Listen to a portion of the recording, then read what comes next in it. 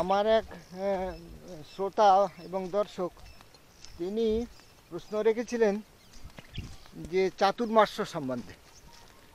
তো নর্মদা পরিক্রমায় চাতুর্মাস্য একটি আবশ্যিক জিনিস। আবশ্যিক কেন? প্রকৃতপক্ষে নর্মদা পরিক্রমা তো এখনকার নিয়ম অনুযায়ী 3 বছর 3 মাস 13 দিন। তো এই দীর্ঘ পথ, দীর্ঘ সময়, এর দুটো সময় আসে 12 মাসের মধ্যে। একটা হচ্ছে গরমকাল আর একটা হচ্ছে বর্ষাকাল। বর্ষাকালে তীব্র জলধারা বয়ে যায়, মা কুল ছাপিয়ে অনেক দূর এগিয়ে যায়, রাস্তাঘাট তলিয়ে যায়, আর হাজার হাজার যে সমস্ত উপনদী, নদী, এগুলো সব ভরা থাকে। তো সেগুলো পার করা, অনেক জায়গায় তো পায়ে হেঁটে পার করতে হয়, আর বর্ষার সময় সব নৌকো বন্ধ থাকে, সুতরাং এসব নদী পার করা যায় না। সুতরাং বর্ষাকালে ভ্রমণের প্রশ্ন ওঠে না।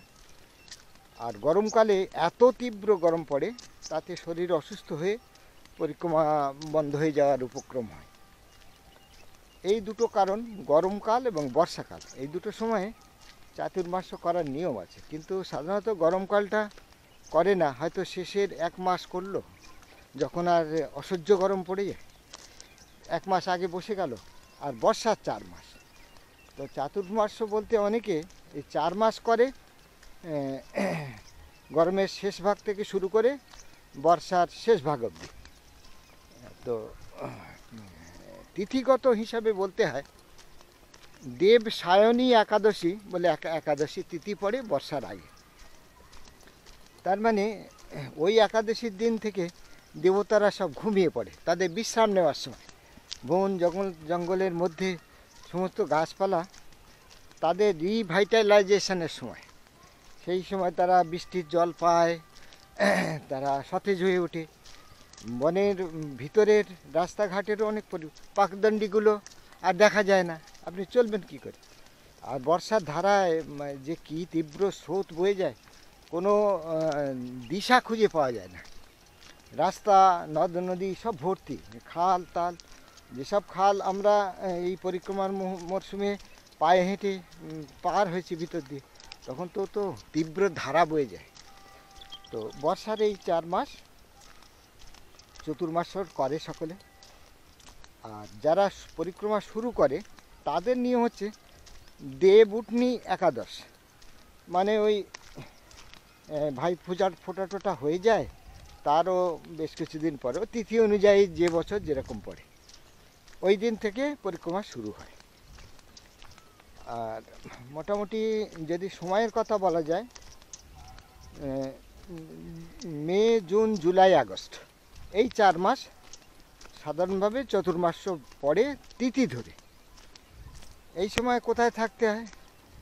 পরিক্রমা যে করতে করতে যখন গরমকালের শেষ ভাগ আসলো, দেব সায়নী একাদশীর আগেই কোনো একটা আশ্রম, তাকে সেখানে চলে যেতে হবে।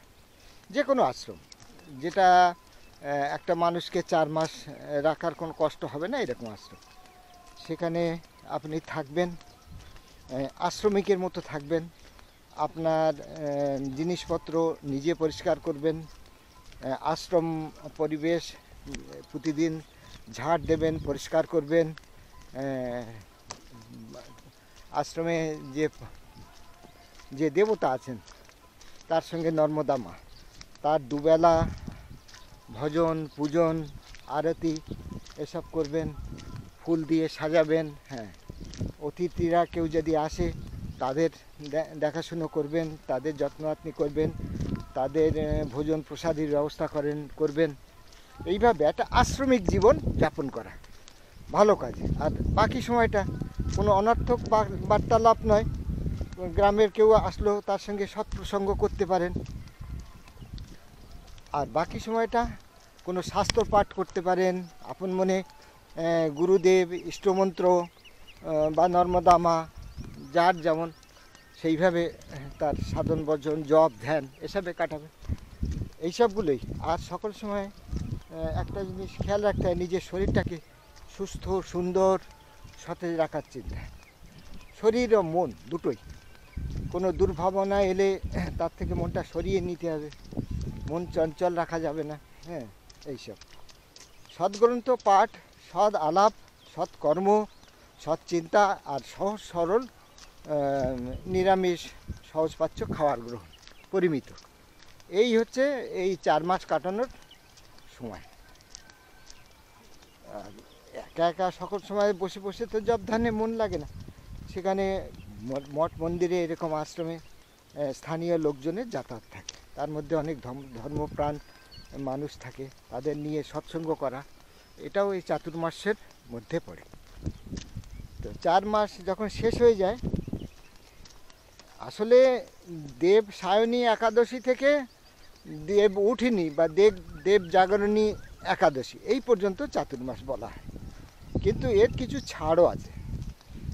যদি দেখা যায় যে গরমকালে আপনি হাঁটার মতো পরিস্থিতিতে আছেন, বা রোজ অল্প অল্প করে ভোরের দিকে হাঁটলেন বা সন্ধ্যের দিকে হাঁটলেন, তো সেক্ষেত্রে বর্ষার আগমন পর্যন্ত আপনি চলতে পারবেন।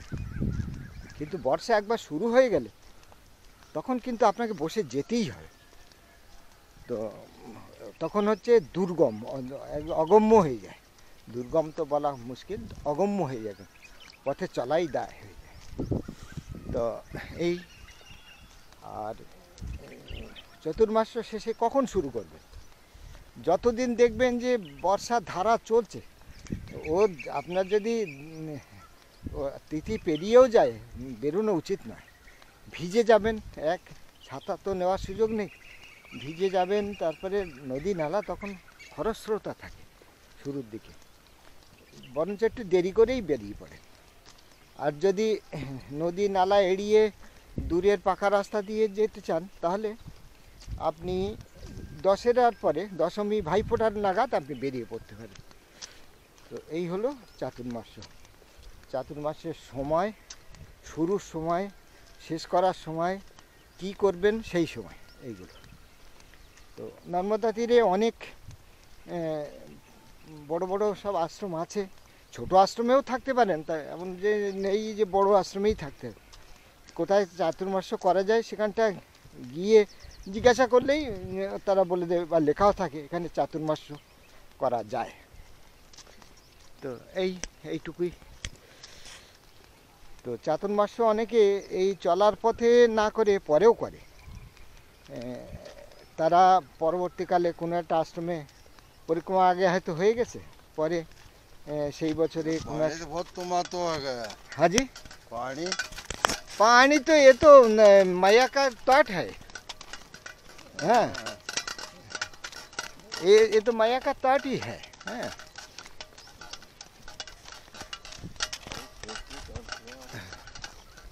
তো অনেকে কি করে, পরে এসে 4 মাস বর্ষার সময়টা কাটিয়ে যায়। ধর্ম আলোচনা, সদালাপ, সদ্গ্রন্থ পাঠ, সৎকর্ম, আশ্রম পরিষ্কার করা, আশ্রমের পরিচর্যা করা, গাছপালার যত্ন করা, এই সমস্ত এইভাবেই কাটাতে হয় চাতুর্মাস। নর্মদে হর।